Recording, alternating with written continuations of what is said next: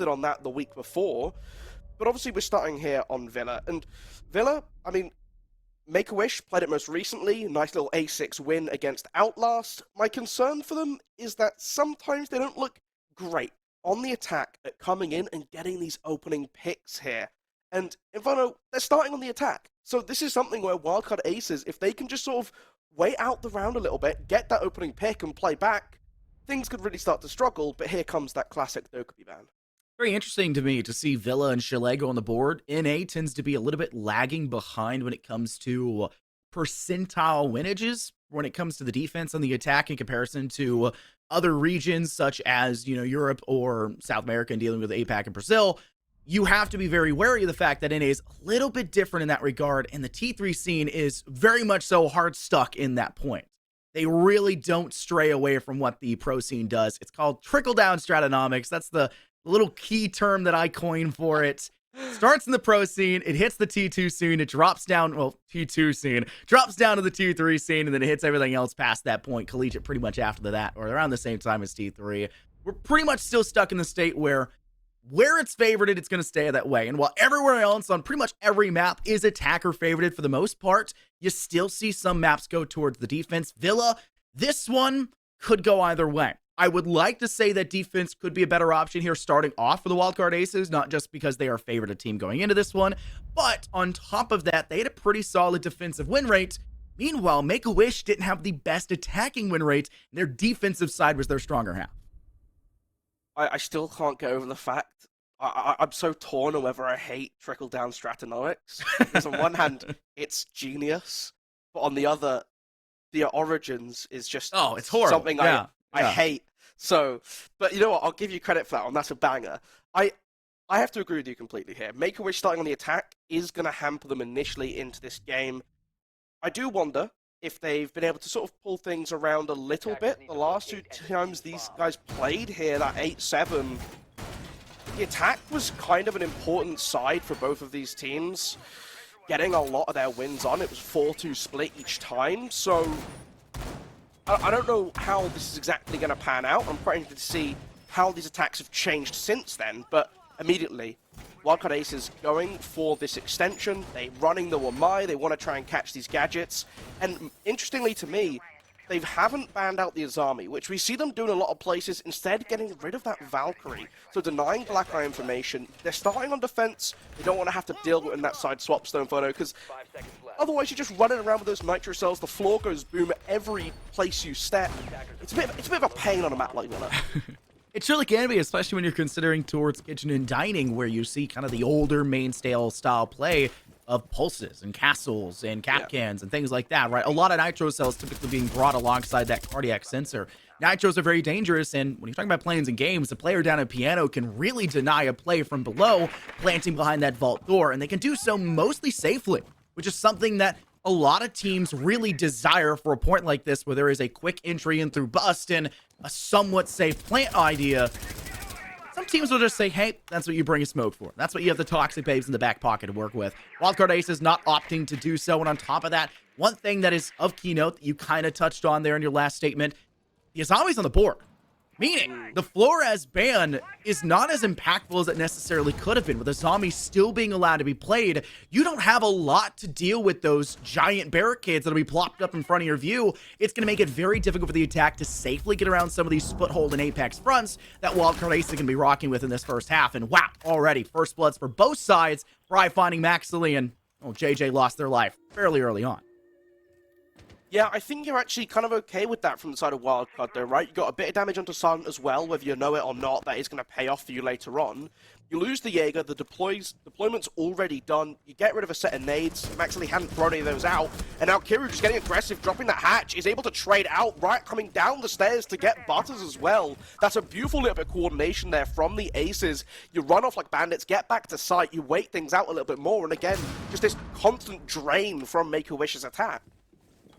Slow and steady burn. Bino working from behind bar and looking for maybe a chance to get a shot from below. Make-A-Wish are in a very tumultuous point of time, trying to pursue here towards the side. It's main stairs coming out here for Silent, and there's not very many options left for Make-A-Wish to actually step in here safely. Silent will maybe have a congestion here. The Azami and Bry not far in front of them, lingering just in front of that veranda door frame, and the barrel's been spotted, but the draw too quick with the SMG. Bry will find themselves on the upper end of over Silent, and it's just Drip remaining. They have to do everything by themselves. 3 players they'll have to cut through. They'll need to find their first kill here in this round, and there's those Azami barricades we highlighted previously. Such a dangerous piece of utility, but Brian doesn't even need it to win the next gunfight. A second run from that same doorway, and they'll find themselves a round 1 victory. Yeah, you got to do it from both sides just to prove it's not a fluke, right? And I mean, look, the whole thing from Wildcard Aces coming out in that round, they lose the opening pick, and Make-A-Wish sort of playing the opposite of how we usually see them, often times struggling to get the opener, but then having a great adjustment in the mid-round. That time, Wildcard Aces just adding a bit of chaos to the round, dropping down the hatch, Kiru making some trouble, getting a double piece, and then you have the Butters playing around the top of the staircase, again, just getting caught off, and Wildcard Aces doing what we've seen them do time and time again, just having really good coordination and double swinging as a team, playing for picks together on the defense, which is just very difficult for teams to sort of deal with a lot of the times. And you're looking at a squad that has struggled with that the most out of any of the playoffs teams, for my money. It's always going to help you. Whew. Make-A-Wish. Trouble in map 1 already. Round 1 falls short. It wasn't even that close. Wildcard Aces just had a very clean performance when it came to their defense. Only dropping 2 players. Yes, they acquiesced first blood. I don't think they were too troubled about that. JJ wasn't as important of a piece to their total kit as it could have been. Losing that Jaeger, yes, you do drop the 416C, but the ADSs have already gone down. Their utility has already been consumed. Make-A-Wish still have to burn the utility that's put in play. It's not like you're looking at a Valorant game where KJ dies and the turret now falls asleep when she's dead. That util is going to have to be burned and dealt with, and Make-A-Wish just ran out of the players and the total count to do so. Take a look in the top left corner at the total utility being brought out in this round for Make-A-Wish. They're making sure they've got a lot to send out their way. Nades 2 in the pockets here for Kixro. Still have the breaching charges that you can work with in the rounds in the hands here. Silent. Flashes and smoke should it be needed. Lots there to burn, but keep in mind it's only the ADSs to deny that util this round for the Wildcard Aces. They are not bringing out the pancakes from Wamai, from Kiru. I was going to say my main concern was still the amount of explosives to do with these keepers. Silent had an answer, immediately walked for a Capcan trap and went down as well. Kixro now using a nade underneath, gets rid of the shield placed there on the corner of Astro, forces the defender back as well, now trying to use the vertical holes to maybe catch them out on the desk. A bit of barbed wire to contend with though, and will sort of halter the attack for the time being, waiting for the rest of the team to get that control on the window and in Bathroom as well, so that you're not going to get caught out by an aggressive swing from the defense. They have vacated Astro now walking just a little bit further back and waiting to clear out these drones, but they already have good access so close to the site here, and you can see Kick, he wants to look for this fight. Finds an upper hand. It does indeed go their way. JJ's off the board. The EDD has already found 1 impact here in this round. There goes Butters, though, taking down Kiru, and Make-A-Wish have been much more impactful here in this round, taking a very direct approach in here towards site, but Riot taking down Butters in Master Bedroom, and Drip quickly through the smoke, equalizing things now down to a 2-on-2. Make-A-Wish pressed in towards Astronomy, tried to go through the rotate hole, made through that triple wall, but unfortunately Kix is down to 45 HP. Not enough to work with the truly entry in as they would like to.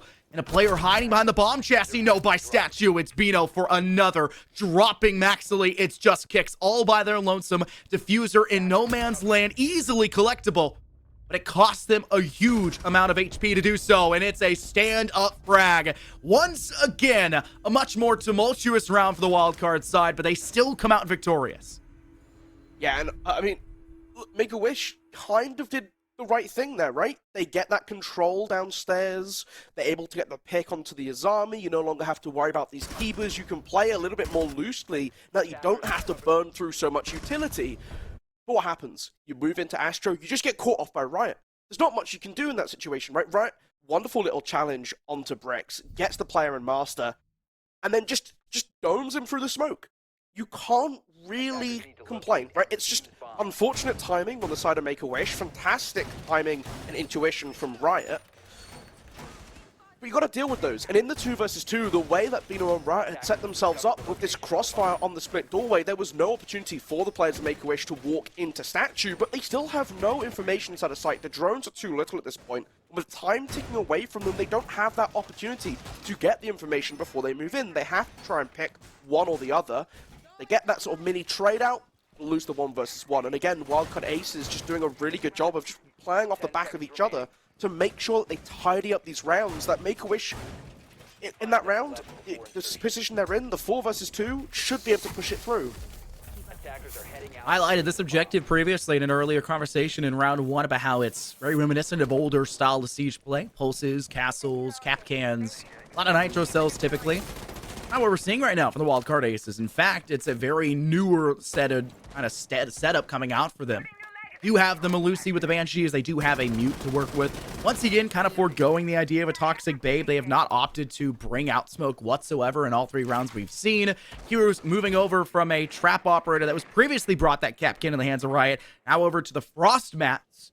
Goo Mines and these Zombie Barricades as well to work with. Lots of utility, but a distinct lack of verticality, denial, destructive denial from the floorboards below. Only 1 single nitro cell, and I can only imagine Bino will save that for a toss-up over Tetris to go for the denial of the defuser plant. But here's a quick entry coming out from Make-A-Wish. Silent is already in the site. JJ is already dead, but thankfully Riot can find a frag back to maybe tie things together and make it a second. Riot is making quick work of the competition. Make-A-Wish's pincer falls short, and Riot takes a third of the afterlife. What more are you supposed to say, right? They get that pressure in, they start applying pressure around the site. Kix is still here looking for more, takes some damage from inside of the site as Bry will shut him down when he had absolutely no clue where he's supposed to be looking here. And now, once again, Maxley's in this 1 versus 3 position. Make-A-Wish not quite sure where the round suddenly slipped away. Does get the pick onto Bry, though, reduces it down to the 1 versus 2, and Riot on such low HP through the shootable. You can shoot through it if they get the ping. Shoots out the frost mat, making sure they can enter safely without gonna get that crunch sound and ruin the round before any opportunity can really begin for them here, but still just posturing around the door, right? Staying dead still, does not want to give away any sound, and the scan from the Onyx Tracker giving him away, the smoke being popped down, almost a bait a run away. But they're just waiting patiently, no one making the move until they do. Maxley baits him up with the sprint, takes down Riot, finds himself in a 1 versus 1 with Bino now.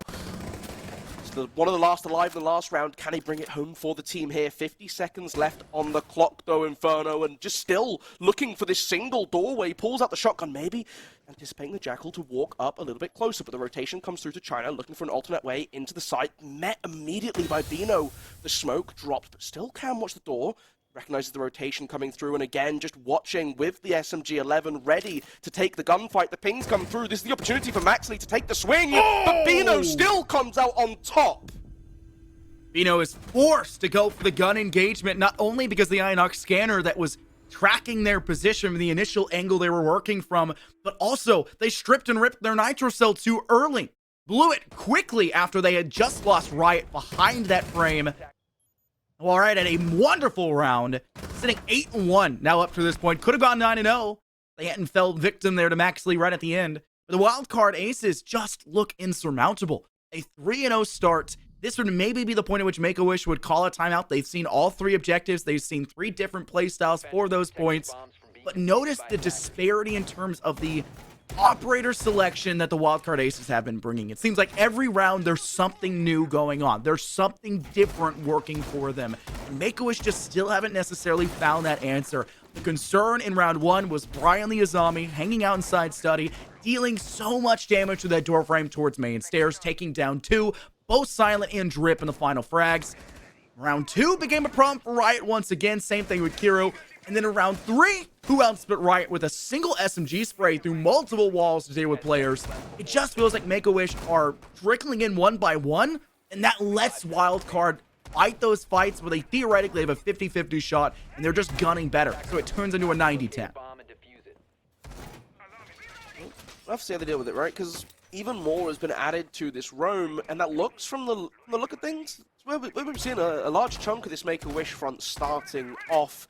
Don't want to deal with quite as direct an approach, instead clearing across the top. And with the operator lineup, I can kind of see why, right? You're looking at things like the Osa, who can control that study from the other side, doesn't need as much support from the rest of the squad to be in this position, does have the diffuser, which is interesting, and maybe one will want to rotate that around later on into the round, or perhaps you just walk through study and try and move in for the plant. These keepers just immediately run past. Kicks finding no one here to confront him, Inferno, which is a bit interesting to me with how much reinforcements, how many keepers they invested on this side of the map.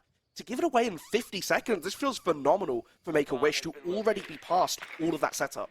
So much danger they had previously, and they already had a first blood. JJ had been felled this early, about 30 seconds total into the round in round one.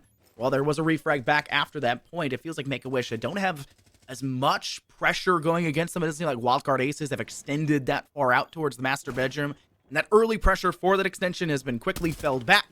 I really like the idea about how quickly Make-A-Wish are starting to pressure forward. On that trophy entrance side, Silent is droning out as best they can. More likely than not going to pursue a drone over towards that classical 90 hall. But this is the point at which Make-A-Wish will say, hey, we had the idea. Diffuser was over towards Veranda, but that's pretty darn dangerous. Let's go ahead and move that back over to the rest of the team. Drip will do so, and then rotate back over towards that study door like you highlighted in that window.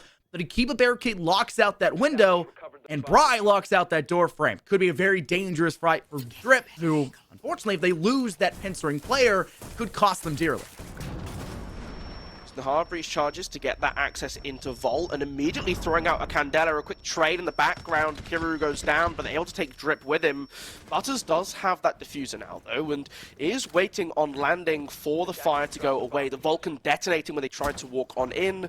Still plenty of Candelas, only one used in that initial fray, but you've got to be careful fighting for control of this main stairs. Riot has immediately come back down, popping the Vulcan to continue to stall out this time, while they're just waiting for these positions to clear up. Silent getting hit by the Nitro Cell, but still able to live through it. But he's found his way inside a Vault. He's got one, looking for the second one onto Bry. Runs out of bullets. Gonna have to take a second to reload, but Maxley able to keep up the pressure. They know there's one more behind the bar. Do they see him as he goes around the corner? Yes, he does. Silent, and using the mirror window, able to pop it as well and get the final kill.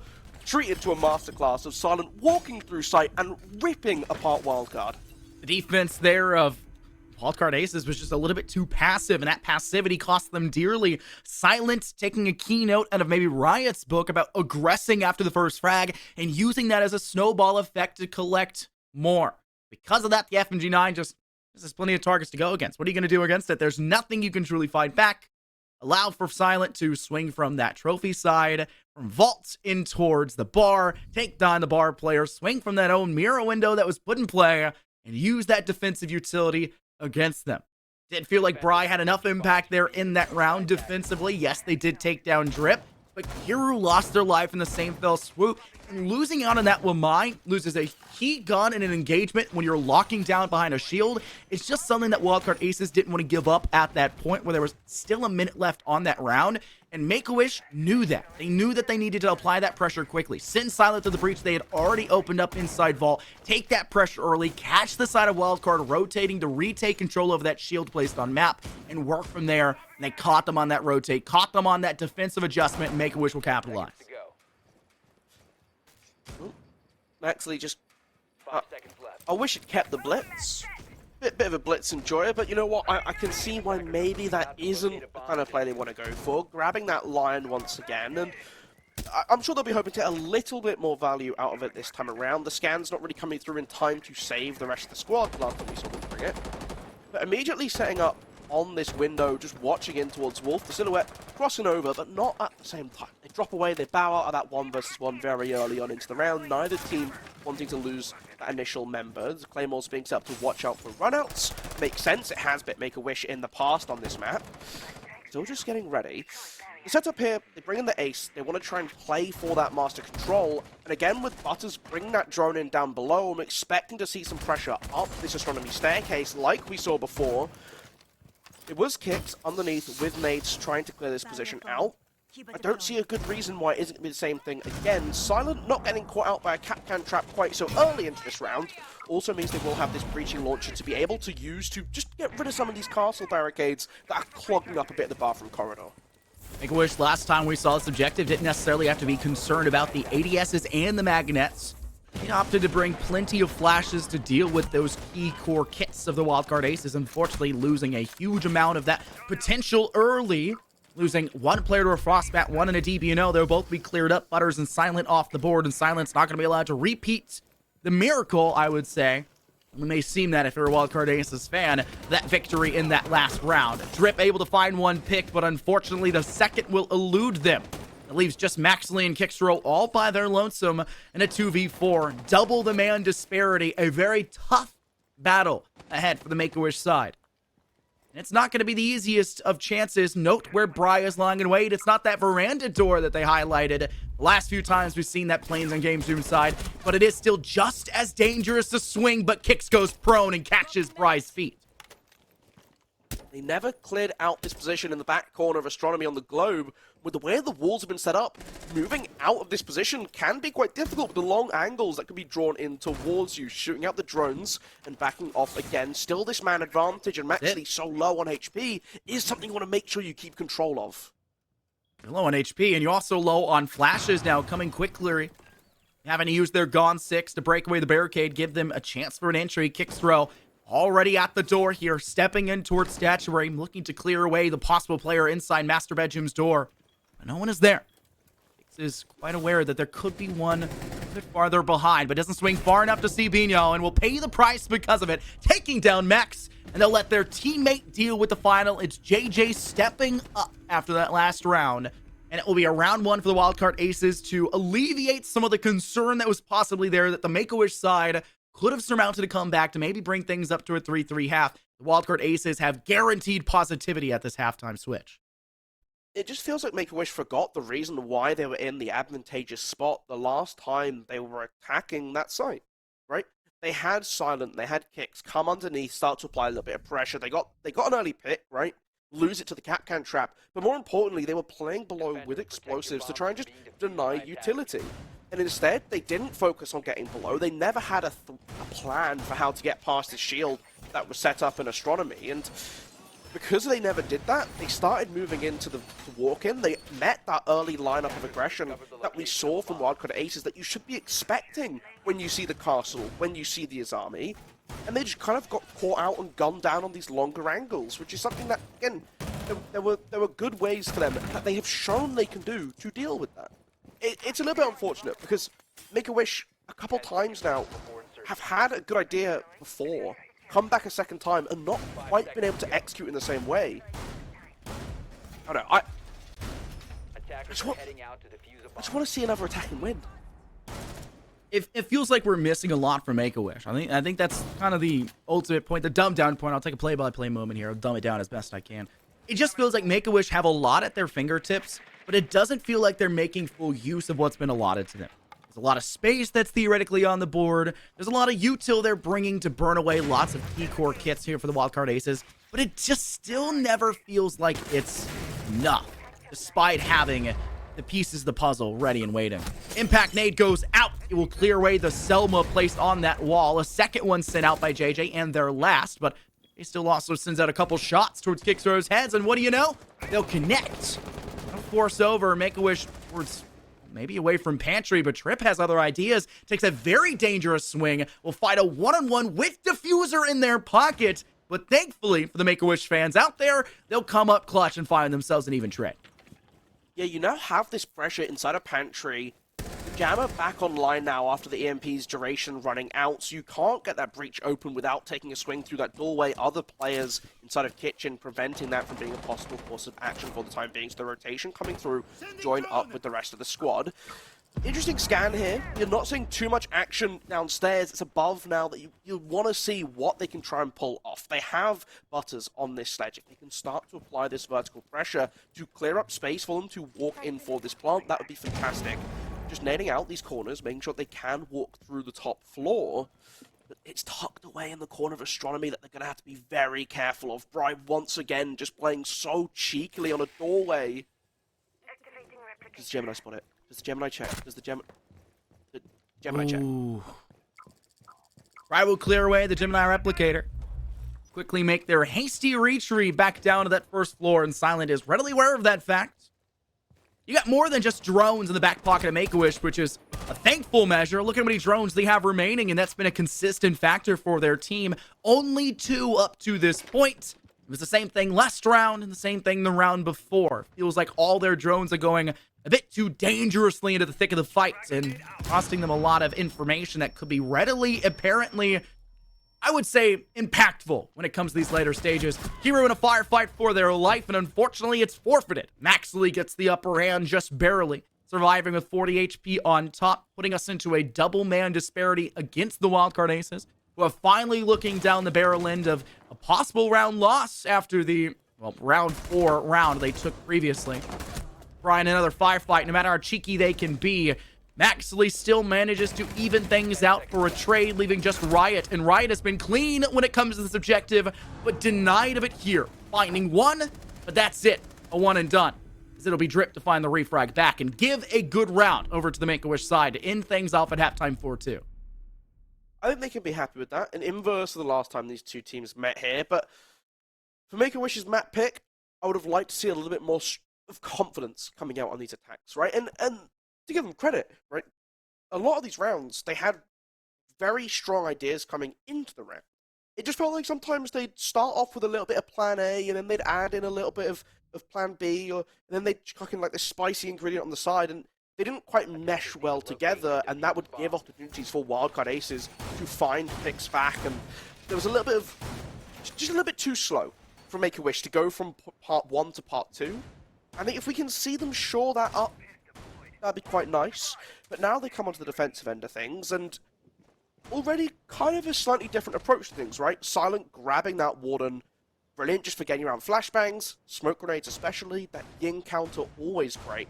But more importantly, you get the MPX with the 1.5, you get a Nitro Cell. Just a very nice flexible operator to be able to play with, but the thing that interests me the most is this Mozzie and Echo combination. That is a lot of information that Make-A-Wish will be able to gather for themselves while denying drones to the attack.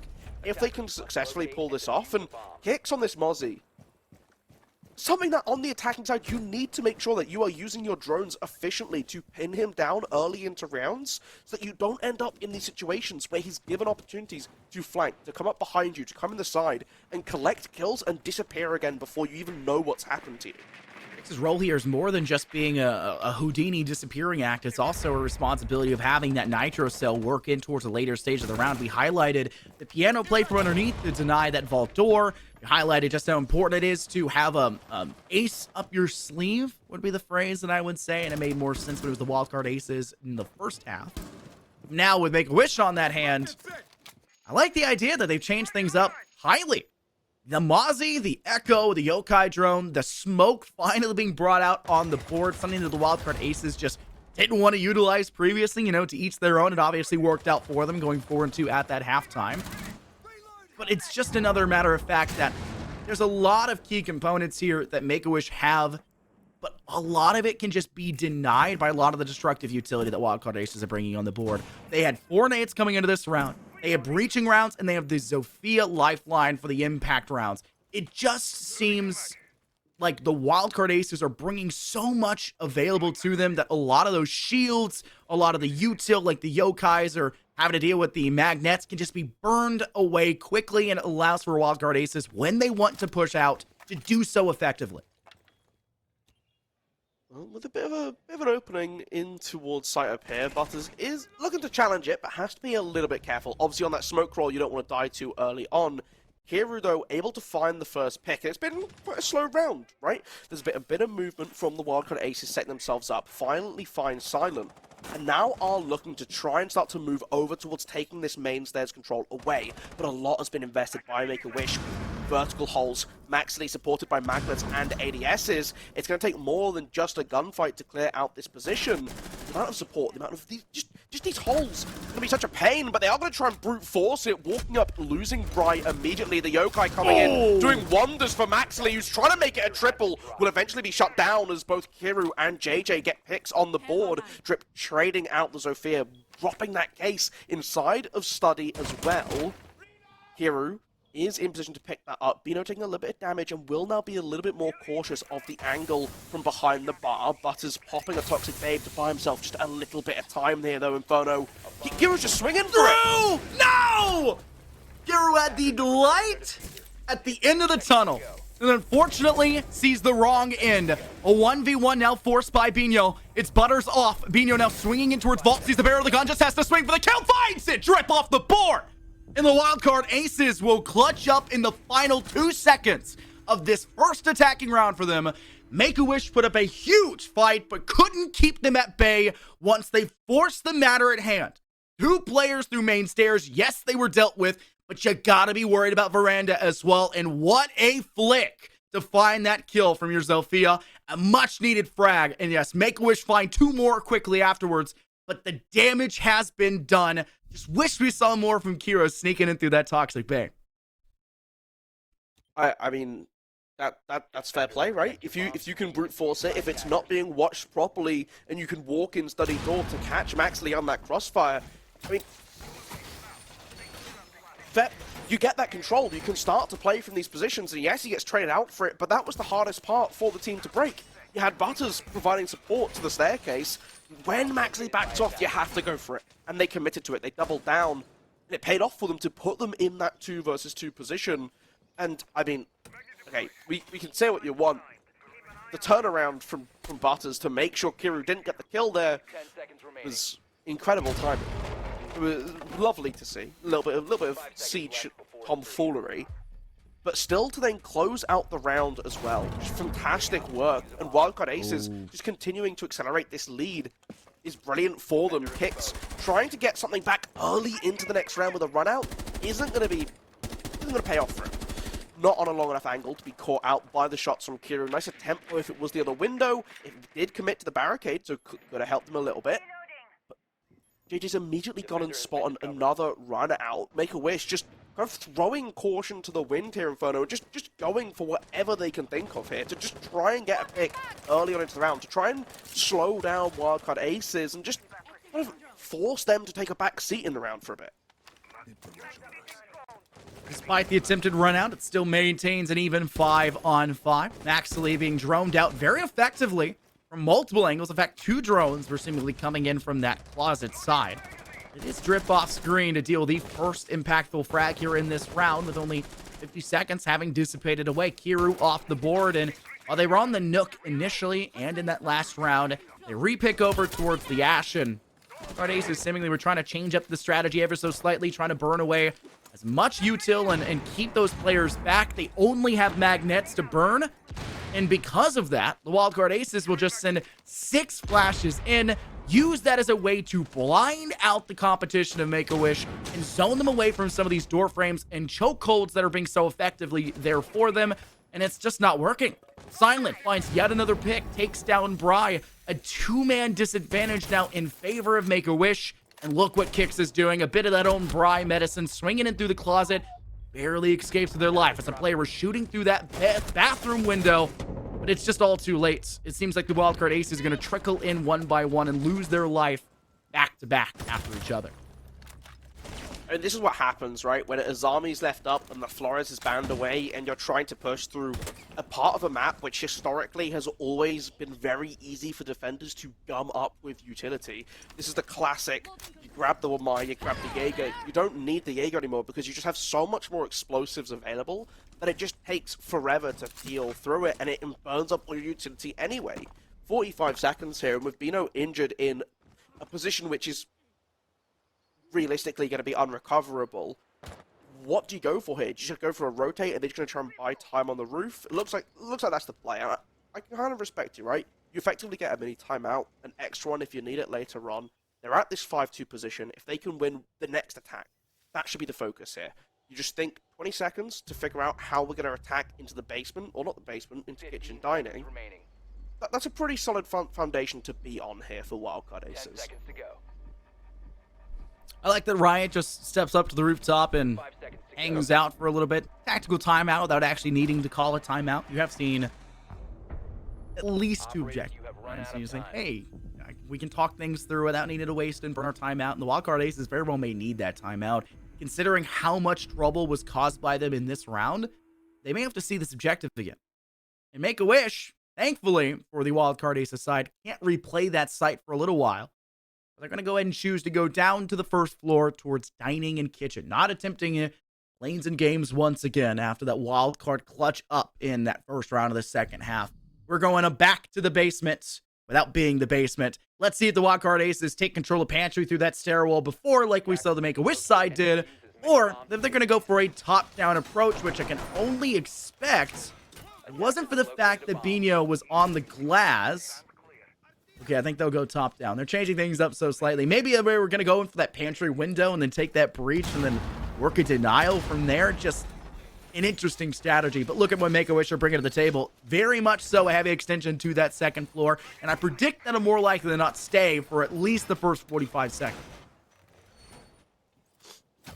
I mean, I'd expect them to stay longer than that, to be honest. I think Make-A-Wish are going to rat out on the top floor, and the immediate lineup coming through with no Sledge, no Buck.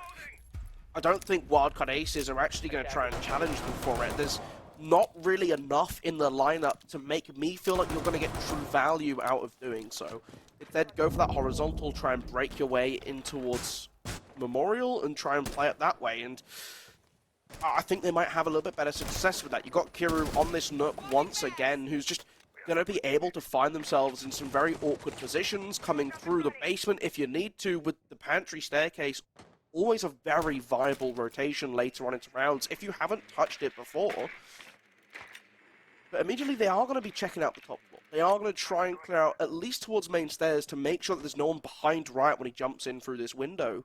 If they try to look for these aggressive plays on towards Library, Maxley shooting out the drone and falling back, and they do buy a lot of time with that action right in front of it, because there's no one nearby to move in on that drone. They're going to have to re-drone it, take this time, and he's going to be gone.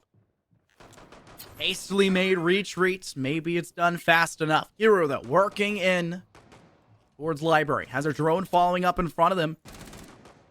Player not far between Maxley and Living Room, and a player behind them as well, maybe closer towards Mimo. Their cap can of Butters. Maxley is waiting for the perfect time. What a drop! Takes down Kiru. Loses the majority of their life in the process, but the damage has been done. Cutting down such a huge player like Kiru on that Nook denies a lot of pressure from the Wildcard Aces. Fortunately, Riot's still on the board, and Riot had a field day in that first half. They're now sitting 11-4. While they may have been a little bit slower here when it comes to the second.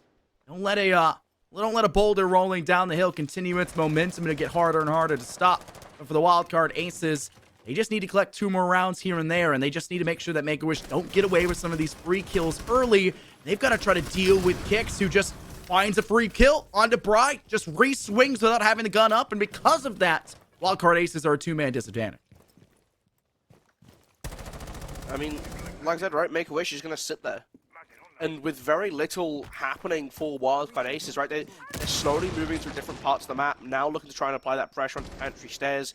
JJ taking some damage, still fighting over Piano. There is no consistent effort from Wildcard Aces here, and Maxley going to get a team kill in here. Riot immediately pounces and catches out Drip, which is massive for their chance in this round. Everything has completely swung off of this team kill. Riot makes it 2. Kixro injured outside is able to shut down Bino before the kill can be secured. But they are spread out now, and it's a 1 versus 2 effectively, because you can't get the pickup. And Riot, just from Pantry, gets a triple kill and wins the round. Where's the call-out? That shouldn't be allowed to happen. The call-out's one thing. I'm sure that they have the information there, but you got to pick the fight, right? You got to go for one of them as silent in that position. You can't just sit in China waiting for something to happen. But the real question is, what are the rest of your team doing? I was just about to say, Wildcard looked uninspired in that last round. It felt like they were just kind of walking around the map until something fell in their way. And you know what? I guess it happens, right? It's like shiny hunting in Pokemon. You have to do the same thing 1,000 times, but once, it's just going to work out for you. There's just the little shiny one. I don't play Pokemon. I just have a friend who's a shiny collector. So I just had a friend yelling at me about how frustrating it was trying to find shinies walking around in a grass bush for 5 hours on straight. So that's my Pokemon knowledge there. But do you know what I mean? Like, he's just standing there. The team kill comes through. He then gets gifted with a freebie because they're confused about the team kill. The second guy fails on a flank. And the silence there, like, guys, come on. We were in a 5 versus 3. Wildcard Aces have nothing around the site. They have nothing to do. that is a botched job from Make-A-Wish if I've ever seen one. Yeah, it's a horrible, horrible round result to come out for Make-A-Wish.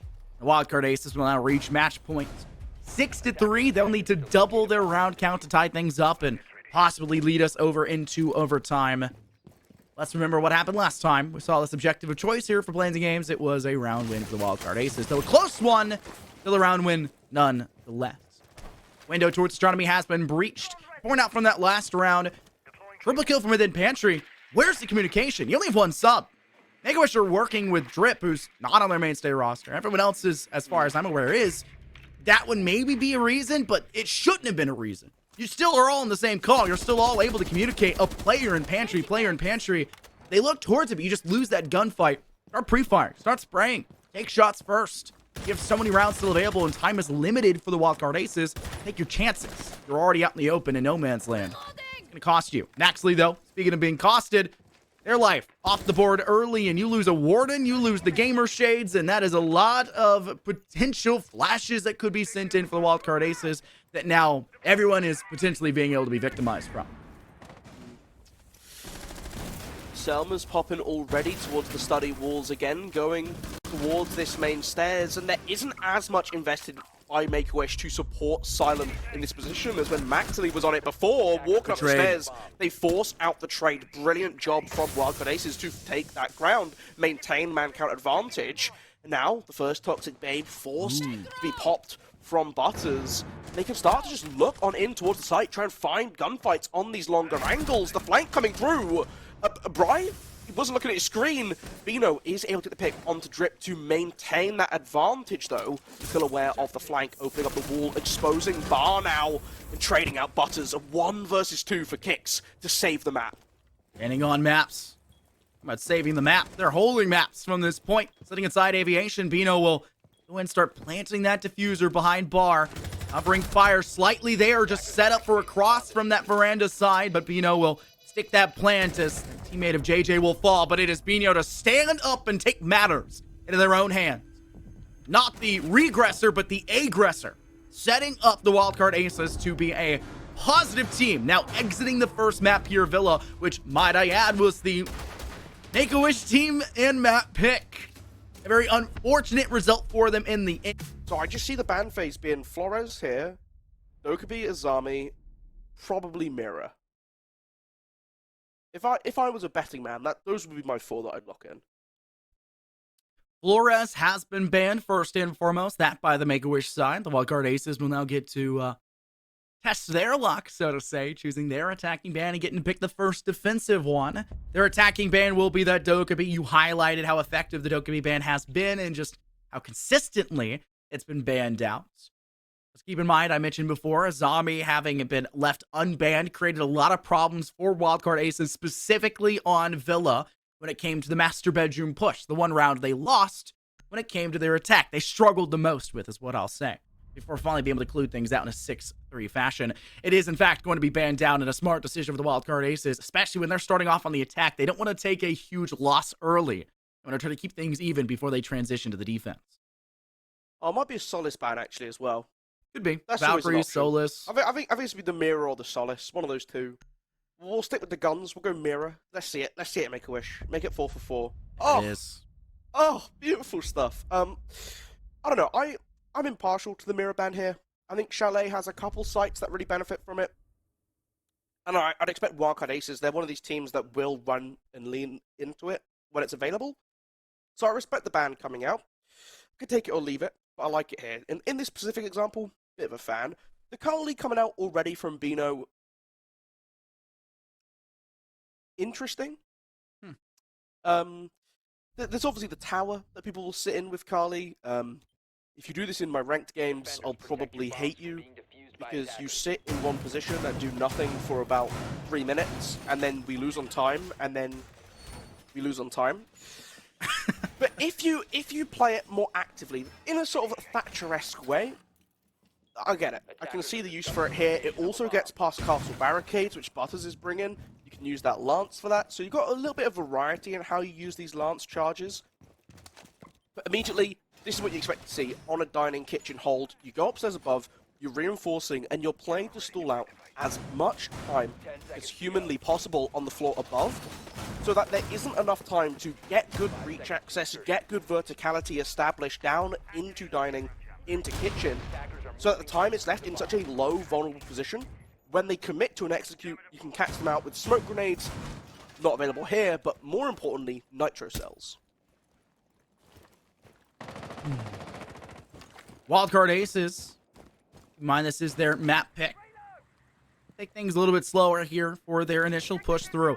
The mirror that we highlighted getting banned is exceptionally powerful when it comes to kitchen and dining, because you typically start to extend to that second floor and you'll play from there. And it's also makes it so that the Black Mirror cannot be used against the defense on a post plant when they have to retake their own objective, because the objective's on the first floor. They don't have to re-swing it when it comes to that office wall connecting towards that Ivy Hall. So there are some boons to its success.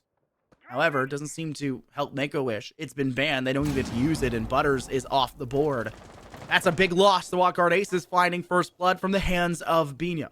And on top of that, they still got 3 nades in total left for the attack. And they've already cleared out a big point of emphasis for this second floor, as they'll start to swing in towards Solarium. JJ somehow survives, but the cutoff pulled in from that highway window from the bathroom side still finds the refrag back. Bribe for one more 3-go window, but no more after that, as Maxley will find themselves on the big pickup, but it's still positive only for the Wildcard Aces. Yeah, now drones coming through, able to get in a position to spy out the mute, and with the top floor droned and cleared out, they will have a good idea that Maxley has dropped down. They can start to move in, take this space in Solarium and Trophy, and look for their approach in towards the site. Plenty of time. Still 6 drones on the table for them to use as well, so things looking very good here for the side of the Wildcard Aces, especially if the Sledge can continue to apply the vertical pressure and just try and bait out some movement from Make-A-Wish. If they can catch them out on some of these longer sightlines established by Make-A-Wish, that would be fantastic. Still have nades as well in the pocket here for Riot, which means players trying to hide behind maybe Planter will not be allowed to do so. Could force them out very quickly. Notice how agile and mobile the Make-A-Wish side has really been. Kickshow is playing in towards Kitchen Hall, moving over towards the Solarium elbow stairs, and a spot one, but unfortunately the Mossberg doesn't seem to have that range to deal with Kiru, and they'll fall victim to the AR instead, leaving only Maxley here on the defense, full HP, but Nitrocell nowhere to be seen. That MPX is strong, but got to get the upper hand with surprise elements, and they'll do so effectively here for one. Onto Kiru, hunting for the second right as low HP, still has an 8, can swing that corner with it alongside it, but a player has to swing in through main. It will be reliant on Bino. Bino is going to have to swing this after the fact. Maxley was forced away from the staircase, but where's the pressure? No cutoff angle is held. No one was there to direct clear Maxley, and they'll survive for a few seconds longer than they should have, but finally will come the kill. And it will fall in favor of the Wildcard Aces for round 1. If it works, right? Wildcard Aces done a great job at the start of that round, just to find these opening picks. Bry, great pressure from the balcony, just to catch off a quick double kill, right? You just not expect him to be sat there so patiently for so long, and you take an aggressive stance, trying to contest and push back this attack in Solarium, caught off immediately, turn around, grab a double. Great stuff from the Wildcard Aces to be working as a team just to sort of funnel these defenders into these positions. And then, look, a little bit of a cat and mouse game there, a little bit goofy at the end. Could have worked out for them, right? Using the nades to just force off this Valkyrie, force them downstairs. You can start to push on in, and you basically just make that space gradually smaller and smaller until you're kind of forced to take a gunfight. You get it out, and they win the round. Make-A-Wish now, I mean, are going to go back to the same site, though. This will be the first time this evening that we have seen a team return to a site they previously played back-to-back. Because every time on Villa, we just saw them continue the rotations. I'm a big fan of being able to switch up the objective and always playing a different one, but when it comes to kitchen and dining, I truly do believe this is one of the few objectives you can play back-to-back after a first-round loss and be able to pull out something for the second. One of the few ones that I will really give that little bit of an edge towards. It's just such a difficult objective for attacking teams to deal with, because you still have to play that second floor as if it was the bedroom and office objective. Yeah. But you have leeway for the fallback. You have an escape route. You have an ability to drop down. Kind of like kitchen and dining when it came to Villa. But slightly different. It is still a kitchen and dining in its own regard. Yeah. So, for the side here of Make-A-Wish, They're going to be very wary of that Python strategy, that constricting strategy we highlighted. They slither in through that second floor, find big picks using that highway window, that bathroom window leading over towards Ego window as well, and also deal with the fact that they can slowly close out that space, constrict the opening availability for Make-A-Wish down on that first floor. You may have to be quite wary of the fact that, look at the aggression coming out from Make-A-Wish, no longer just hiding about inside the bathroom. They're taking aggressive stances in towards bedroom as well, which will force the hand of the Wildcard Aces to actually breach out with the Abana pellets. The wall connecting here towards master bedroom to maybe give them a chance here on Maxley, who is trapped inside closet. Well, another early pick going in favor of the Wildcard Aces as Drip goes down. Kix takes a lot of damage and is still kind of isolated here on the staircase. The nade able to find him out from Bino. So fantastic bit of clearance work from the Wildcard Aces to get 2 early picks. Pressure on the top floor, and they can start their sweep out. Still 2 members up above, Silent and Maxley, who they will be hunting down. Although it looks like, oh, both of them still rocking around inside of office. The drone information, there's plenty available, should be coming through here to make sure they minimize their risks. Don't give up anything for free. Bride gets Maxley, who's trying to rotate around in the corridor behind to give wider support. Silent takes a swing and grabs one onto JJ, but immediately met by Riot. Great stuff to see from Wildcard Aces. Again, just continuing to bank more in, get these kills, hold on to them very well, forces Butters to go for an aggressive play to try and do something. You're in a 1 versus 4, mate. There's not much to do. Might as well try and play for a kill, try and find something. You don't able to do so. You get caught off, you get shut down. And Wildcard Aces just... I thought the first round looked good. That was a stunning second round. I was going to mention, I talked about how that's one of the only objectives I can really warrant seeing twice in a row, and Make-A-Wish did worse. They performed less than half of their true capability. They didn't get better. It only went downhill, and the Wildcard Aces were the team that continue the upward momentum, not just in terms of how well they play, because they did play spectacular in that last round, as well as playing well in the first one for sure. Now they get to use that momentum and try a new objective. Finally, something new brought out for the Make-A-Wish side. It will be down in the basement. Wildcard Aces, from their lineup we see right now, more likely than not seeing JJ actually go for that switch over to the exothermic charges. It'll be a big breach through the garage side, creating an opening and forcing Make-A-Wish to actively defend it. But I also expect to see the X-Kairos pellets be sent in towards big garage's wall, connecting towards that A side. Likely clear out maintenance or boiler to really make sure that Make-A-Wish have no safety on the objective, forcing them to have an extension, where the Wildcard Aces have been so darn good here, Gala, about clearing those roamers on the first and second floor. Yeah, I think a map like Chalet, just historically and throughout the season, Wildcard Aces have liked to play Chalet, have looked good on Chalet. A little bit of a standoff here as they're looking towards the spawn team. I mean, that says all you need to know, right? It's your Wamai. Right domed him. Your Wamai's gone. You lose that recharging gadget. That's it's a little bit unfortunate, so to Make-A-Wish here. Not the start they would have wanted. The Cade Claw also being worked away at. No EMPs, so you're either going to rely on Bino getting one of these drones into position, or a well-placed grenade piece of utility above to try and blow it away. But this top floor clearance, again, is going to go pretty smoothly. Maxley is up inside of the little closet. Should drone him out pretty swiftly, and a little bit of pressure from the walls will actually let Kieran a wall bang. Like, Chalet just leans perfectly into everything Wildcard Gaming want to do, which is get up in your face, start playing against your roamers, and I say that as 2 kills swiftly go against them here, Ferno. It's the right setup for the Wildcard Aces, but unfortunately, with Kira and Mino attempting to actually enter into this map, they're punished by Butters and Silent. But look at the play here swiftly by Bride, finding 2!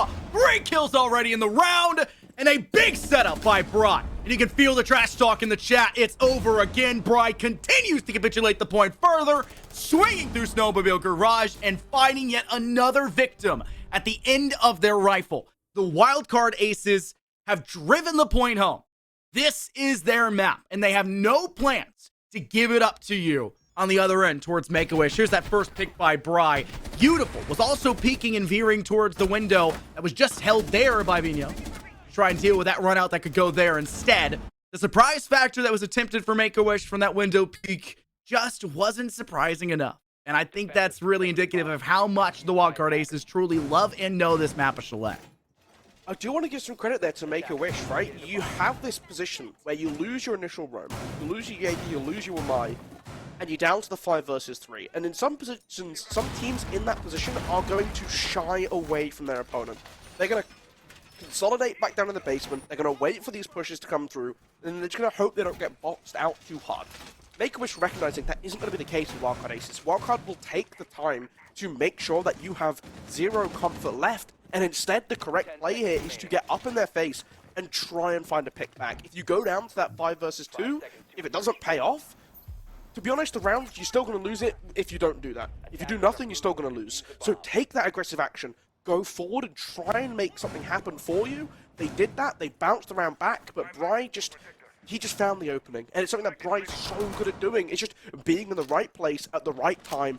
Game sense is phenomenal, and it pays off yet again for him and his team. It feels like the more we see in the T3 scene here, Gallo, is just aggressiveness gets warranted more and more. And I think the Wildcard Aces are just kind of aware of that. They know that Make-A-Wish are going to be a team that plays aggressive. We saw it on map 1. It was, here and there. But when the going gets tough, get tougher. And that's really an American strategy, right? Things get rough, send it back their way tenfold, right? Meet aggression with aggression. And we saw that in the last round, but unfortunately, once the aggression meets and beats, technically, they try to retreat, they get caught off by Bry. That speed, start aggressive, meet aggressive, you got beat by the second stage of aggression, though. The Wildcard Aces seemingly can always bring that upper hand, that second level that's needed to find success. Spot out the Frostbite there. Make sure you don't want to land in that later on into the round. Scans coming through, all the utility being invested to try and make this uncomfortable on the top floor. Kicks does go down. Silent able to grab one back onto JJ, looking for a second and gets it, but trades it out with Kiru, who immediately we see Butters get another pick onto Bino. So Wildcard Aces setting themselves up, having long angles drawn, going for the pounce, met with fire from Make-A-Wish. Gotta be careful, the flank, it has been pinged out, but Drip still wins it with the UMP-45. Immediately runs into the waiting arms of Riot, who's now in the 1 versus 2. Butters taking a bit of damage from that exchange with Bino, though, out on the window. Gotta be careful of the vertical angle being drawn, try to use it, try to evade it. Takes a little bit in exchange. Nade being dropped down now here, Ferno, and you're just seeing a bit of a waiting game now. Right, looking to try and get into a position to spot a player out. The members of Make-A-Wish just constantly on the move. They are also down in the basement, rotating over towards wide stairs, and working from there. Does allow a lot of safety for Riot to initially swing in towards Bar. You see that the pings are being made here for the Wildcard Aces, just trying to help their team out as best they can, but they're limited in terms of total sight lines. Only 2 drones in total, and one of those is technically Riot's. Can be controlled, but it's probably holding a cutoff for denial. They're going to go ahead and pivot up, pick up the diffuser, and we look towards that hatch leading over towards games. Maxley's dropped down, like I said before, towards that stairwell to the basement. Teammate over towards Mod. It's over, though, as it will finally be a Make-A-Wish side finding a round win off of the fact that just that one stairwell hold with 2 players on it was enough to send Wildcard Aces into a tough space, and then somehow Drip coming out on the upper end despite the ping being made, and Bry just can't connect the shots. Yeah, fantastic work from Silent just to hold it down the fort as Frost for as long as possible, get the 2-piece, get traded out. That kind of stalled and bought the time that they needed for Wildcard to have to fix the lull in the assault, right? You no longer have this constant motion from Wildcard just bearing down on you. They have to set themselves up in positions again. They have to jump inside the building, get more involved with their support players, and it gives you an opportunity. Make-A-Wish now want to try and continue the ball rolling. Just get another round. You want to push for that 4-2 half at minimum, really. Look, Chalet, one of these maps which definitely is more attacker leaning, right? You see attacking teams get that 4-2 half frequently, right? But yes, you don't want to hit this at 5-1. And I am a little bit concerned that we're going back down to Dining Kitchen, a site that has failed you twice already at this point, this map. And I think the wildcard attack was probably the best round we have seen from a team tonight. Not just on Chalet, on Villa as well. Wildcard attacking here the second time around looked clinical.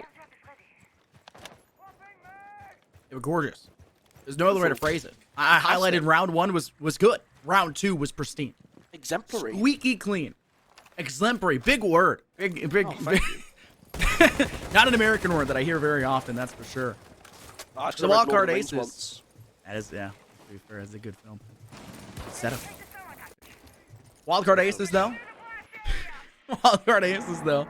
They're already up 3-1. 2 rounds left here in this half, and while there is a chance here for Make-A-Wish to tie things up and in the half of 3-3, I'm sure the Wildcard Aces have no plan to allow for them to do so. Objective back here on this first floor. Kitchen and dining. The Wildcard Aces were pristine, exemplary, and beautiful, aka also clinical in their execution. Surrogate attempting to be reset, and the nades sent out, but Butters can't be cleared away here going. Yeah, I'm surprised that they're actually able to sort of not capitalize on that larger gap. All 3 of Rooney's burnt out, all 3 reset now, and this initial great grenade play we saw, they've used all the stuns from JJ, they've used all the nades from Riot. Hero on the window will get a pick onto Silent anyway, and you've still got 2 more nades in the pocket of Bino. So how do they use those to clear out this position? ADS is back active again, make this a much harder proposition for them. Now you've seen Drip getting a bit cheeky here, using the Deagle to reconstruct some of this floorboard, make a couple spaces for them. Prepping the C4 as well. So good little bit of spread here from Make-A-Wish. Something which we haven't seen enough of from Emily. We've seen good moments, but this could be a great one. But he's able to walk past it. Oh, no! Okay. A miracle that Bino was still within range of that, and unfortunately, Kiro strikes a moment too late to take down Drip before they rip the detonation cord of that Nitro cell. Fry, though, working from within Solarium. It seems like the second floor finally full under control here for the Wildcard Aces. Let's keep in mind a player was down in basement, was maxily previously. They have pivoted back up here to the first floor, but that is Butters DB node, but it's Maxley that actually dies before Butters can be truly finished off. And look at the pressure being brought back up to the second floor. Change up the strategy, diversify the approach for the defense, but it still falls short. And speaking of falling, every player from Make-A-Wish will fall to the floorboards, dead and dusted, with the Wildcard Aces now finding their 4th, guaranteeing a positive half at least heading into round 6. I will say that was much better than I anticipated coming into it. I think they did a good job of changing up that initial flow. They made operator adjustments, which were really wise picks. Grabbing that Aruni, making it a little bit more clogged up on Solarium. They had better cover to give options for walk-in from Ego. Nice changes from Make-A-Wish. Unfortunately, it still just kind of didn't pan out for them. Wildcard Aces still just kind of ended up in one of these, oops, we found the kills, we're just spread out well enough on Chalet, and we can kind of just move in when we need to find kills to take ground away from you. So, ultimately, good attempt by Make-A-Wish, and I'm not gonna hold anything against them for that, because good changes, good adaptions, good use of coming back to a site that previously hasn't worked for you. Wildcard Aces just still showing that they are very, very strong, attacking onto Chalet and specifically attacking onto Kitchen and Dining. And now they are going to play their last offensive round of the half by going down to the basement once again. And this is a bit of an interesting one. They've invested a lot less utility upstairs. They're no longer playing so heavily for library control. They're going for an early spawn peak, which pays off beautifully for them. You catch the Thatcher as well. That's delicious. You have nowhere to breach now. You didn't bring pocket EMPs. Where are the pocket EMPs for the Wildcard Aces? There's always the chance your Thatcher dies. No matter what you do, things can and always will be slightly out of your control. And always keep things close to the chest. No pocket EMPs means no breachy or that big snowmobile garage wall. That's very unfortunate for the Wildcard Aces. They'll have to change things up and take that second, then that first, and then work downwards, which is where Make-A-Wish found themselves winning the last time we saw this point really get brought underway and see that kind of extension. They'll defend it like they defended the first, is what I'm getting at. That works. It works. The Wildcard Aces have a man disadvantage to go. I like this as well. They've got a Nitro Cell pre-play, so that when JJ walks in, it is Drip on the cameras, though. Someone else needs to be on that camera so that Drip can set it off immediately when they walk on the spot. But so far, this pressure from the top floor, Riot using the breaching charges to open up some of these vertical angles that you'd want to be seen. Still need to find a way to get past the Cade Claw, though, and that is the joys of taking out Kiru early on. You've got the Twitch, you can try and get the job done, but Max H walks up the west main stairs, grabs the pick onto Riot. Silent adds to his tally by taking down Bry as well. Again, looking to get upstairs and aggressive. Round's Find done. himself a triple. They have the pings coming through. JJ's rotated off, though. Moving away, but he's in a 1 versus 5 Inferno. A 1v5! It's not doable. This was round 5, round 4. They could be considered a tactical timeout. What are you going to make in a timeout here by slowing things down for the Wildcard Aces? This is the last round of this first half anyways. It's not going to change the go-to factor at hand. JJ, though, working in from the library staircase, pivoting over towards Blue Hall. A little scared that there could be black-eyed cameras currently spotting them. I think there currently was, though, and that will give plenty of information over towards Eddie, who will just swing their way over. Silent to find that final pickup. And Make-A-Wish will at least take 2, but it's still a positive half performance with Wildcard Aces. And I mentioned it earlier, NA tends to lag behind to the rest of the scene when it comes to how maps will turn out, defensively favorited or attacker favored. What a shot there by Max, they might I add. Chalet was always attacker favored for NA until it wasn't. It's falling a little bit more towards defensive, just a little bit. It's really close to 50-50 for the NA scene. It is truly still a toss-up. The Wildcard Aces closed out map 1 very well with the 4-2 splits. Can only imagine they're capable of doing the same thing here. I feel like you're just begging me to make an EU greater than an NA joke. I mean, it's not really a joke, is it? You'll know it's a fact, but I'll refrain from making one. I won't bring it up today. Instead, we'll jump straight into the second half here. Wildcard Aces now on the defense, and immediately one very noticeable change. Riot. He's grabbing our favorite speedy boy, Rima dashing Oryx, and Oryx is one that I'm always a bit intrigued by. Recently, in the most recent patch, losing access to that 1.5 does kind of make that T5 a little less juicy. Still a very lovely gun, as any Elysian player will tell you. So it will be interesting to see how that kind of changes things, but still the ability to move around so quickly on Chalet, very nice. A couple key hatches that you might want to jump up, also very nice. But it will be interesting to see how they get the value out of this for just trying to avoid the gaze of Make-A-Wish on this roam clear. Look how much they've opened up this wall as well, leading over towards library. No mezzanine hold. This is a very interesting defense coming out here. The Wildcard Aces, yes, they aren't going to hold mezzanine actively, and they're not defending, bar and game, so they don't necessarily have to hold up there.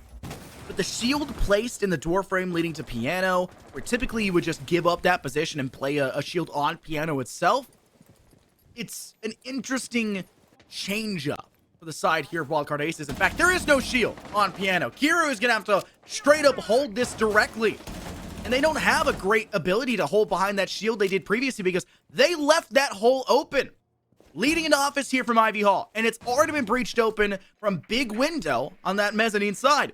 Make-A-Wish have denied that apex front behind that shield in Ivy Hall and made it useless, so that shield just doesn't find the impact it was meant to do. But I'll tell you who does. It's JJ with the long shot. Silent. Their name fits here. They're dead. Yeah, it's an interesting hold coming out from Wildcard Aces, right? Because it's playing this top floor, obviously with the intention of dropping down later on, but rather than bunkering it up too much, they very much extended it. Trying to just encourage Make-A-Wish to take a gunfight so they can win it out. The Inja coming through on the run out, going to be killed with the hammer, but it's Riot to get another pick here onto Drip. You take down the Ace who was trying to apply pressure towards Solarium, and now that has kind of been shut down and dealt with. Now Kix is going to jump on in, try and continue the rest of this sweep, but there are no wildcard places in sight. They have all dropped a little bit away. They're all playing a little bit more of a safe position here, Furno, just waiting now for this timer to continue to tick as Kix walks up and immediately bitten in the back. Maxley clears with a frost map placed inside of bathroom. Note that the Wildcard Aces have made a hasty retreat away from that second floor, and it has, well, greatly assisted them. They do take quite a lot of shots pelleted towards them. It is JJ, though, to finish the job. Butters isolates one, but it's still too little too late. Riot, hiding within Trophy, knows exactly where they need to play. They'll walk up from that stairwell, and right into their loving arms. And it'll be the Wildcard Aces to take their 5th. They're edging closer and closer to match point, series point here, and then the eventual win should things continue their way.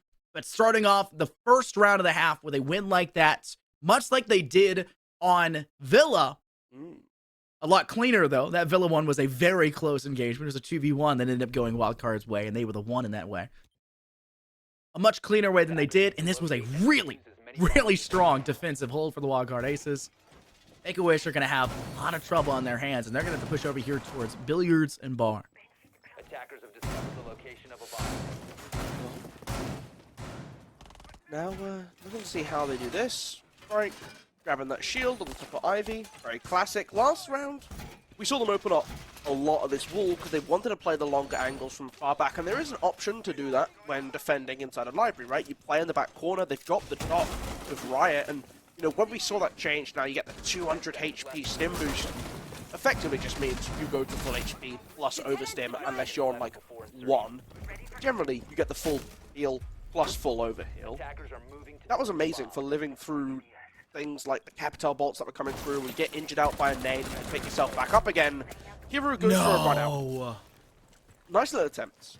Takes a lot of damage onto Silent, but a bit of bouncy at the activity 5. Couldn't quite finish off the meal, and instead is going to be down pretty early out on this round. The all-you-can-eat buffet that was Silent, unfortunately, sours. Way past its due date, apparently. Who set it out there? Who knows? Poor business practices, that's for sure. But speaking of poor practices, with the loss there, Kiru early, it'd be a little bit harder for the Wildcard Aces to defend. Note how much pressure's already been inside of Library. It's Kicks to step in quickly and deal with one. Finally refragged back by Riot, but that was control in space that should not have been given over to Make-A-Wish this early. Losing those 2 players, I can give up Kiru on the run out, but Bry, when they should have been covered, is inexcusable. And now Riot's gonna have to make up for that space. Let's keep in mind how amazing they were on Villa defensively. They're gonna have to perform at or above the same level here.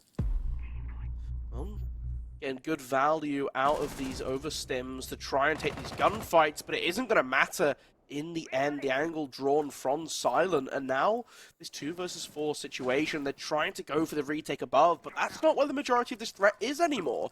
JJ on the flank behind, gonna be caught out by the scam. The ping's coming through, so they know, but he's not aware that the look was just around the cabinet. The drop down does net him the kill onto Butters. Takes a swing to try and get a second and gets it as well. Fantastic work here from the Wildcard Aces, from Bino to shut down this push. Silent on the window though, looking to move back in, get back and recover that diffuser here. Phono just going to drop the Gemini in first though, to make sure everything is safe and sound before they move. Actually, inside of Bar, kind of locking down the rotation here. Both of Wildcard members creeping together up towards main. The weirdest retake of their own objective. They completely gave up both sites. And now Make-A-Wish, they're just so scared. They have no idea where is safe to plant, where is safe to control. Because of that, Wildcard Aces have a theoretical advantage. Vito will be the first player to engage in a duel. Nade will be sent out after the fact. Seems like just a relegator, trying to keep them at bay. He'll tap down to the diffuser for nary a moment, just trying to once again force a run out, but it's still too little too late. Bino will fall. Thankfully, JJ still at full HP. Silent, though, surviving the initial run out has given them 3 kills in this round. Something inexcusable for Kiru, who did not want to let that occur. And despite JJ having full HP and Maxley having near to none, you can't hit the shots. And they'll pay the price because of it. No clutch gene, Maxley says. That may be aptly fitting here. The Wildcard Aces will give up a round to Make-A-Wish, and they'll climb to 3 to maybe try to get themselves back into this series. You get deja vu as well here, Ferno. It really is. Yeah, it's the exact same thing we saw before on Villa. Bit of a, hey, I think I've seen this one before, but... What do you mean? It's brand new. Make-A-Wish doing a better job in that round, right? And look, they get the good opening pick early on from the run out. Sure, you take it. You get a weird little sneak through library when it just isn't kind of being paid attention to. Again, if you get these opportunities, you should take them. That's what wins rounds, right? If you win, if you get 2 good opening picks because of chaotic siege things, or sometimes not quite so chaotic, but more so question mark siege things, that adds up, right? You play 10 rounds in a 7-3 game, right? That was our Villa. if you win 2 of those rounds because of random siege things, it happened for Wildcard Aces, right? They got a random round win because they decided that in a 2 versus 5 they didn't want to win. Take those rounds when they come your way. It adds up, and in series, the longer a series goes, the more rounds, the more pulls you can make from that situation, the better. They recovered from that 4v2, it gets down to the 2 versus 2, they keep it keen, they play it out slowly, just to make sure they're not going to give up any more space to the Wildcard Aces, and they close out the round. And I want to see that sort of composure in the end there, just carry through. They didn't rush to make a play, they didn't overcommit to something without information in the 2 versus 2, instead they waited. They used what utility they had to put themselves in the best possible position. And that is something that we haven't seen enough from the Make-A-Wish side, in my opinion. Keep in mind, the Wildcard Aces were the favorite team heading into this in the first place.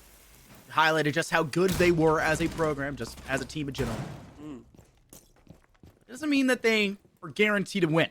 No. Make-A-Wish still have that dog in them, and it's just a matter of finding that bark and turning it into a bite. Because right now, they've just been yapping at the shoulders of the Wildcard Aces, and well, they got headphones on. It's a little bit hard to hear past that. The Wildcard Aces have not had too big of a problem dealing with them. And in fact, first blood, right, taking down Maxley. Silent DB&O to the entry in through that breach they created in Garage falls apart at the seams. And now Make-A-Wish have lost all that pressure brewing up from the south end, and we'll have to change things up and pivot over towards the north, towards bigger Garage and more in towards that wine side. They already have control of kicks in sight. Too much noise made by Bry, and a pre-swing and fire from Kickstro will net them an even frag. Well, the diffuser going down now amidst the smoke as Butters just overcommits to the push. Kiru cuts him down. Now Kicks has to sort of try and cover for this. They're actually back off of the fuse as well. It was halfway done, and there's no real movement coming from Wildcard Aces. That could have been a good opportunity to swing the momentum of the round, force Wildcard to have to get a little bit aggressive.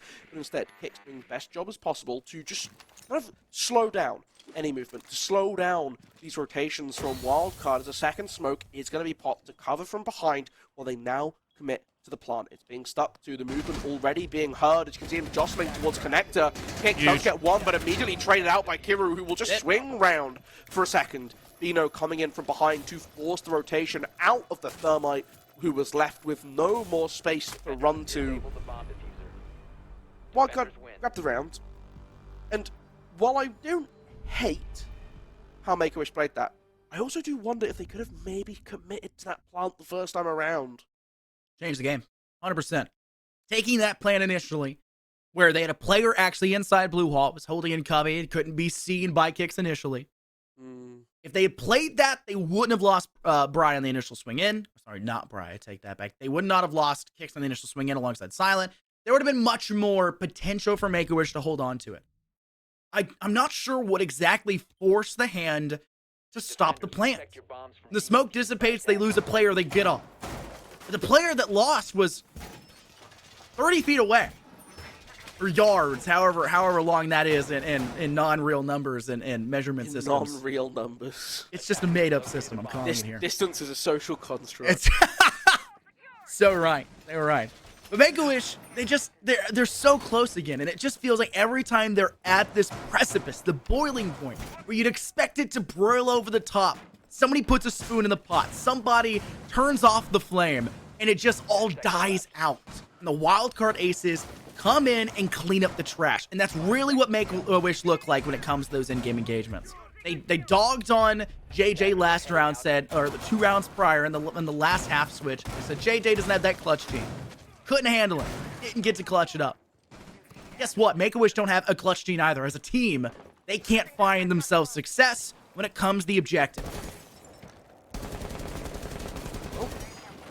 Could end here. Could see a 7-3-7-3? That would be a little bit poetic, especially considering the rounds played out almost identically. In fact, they almost identically.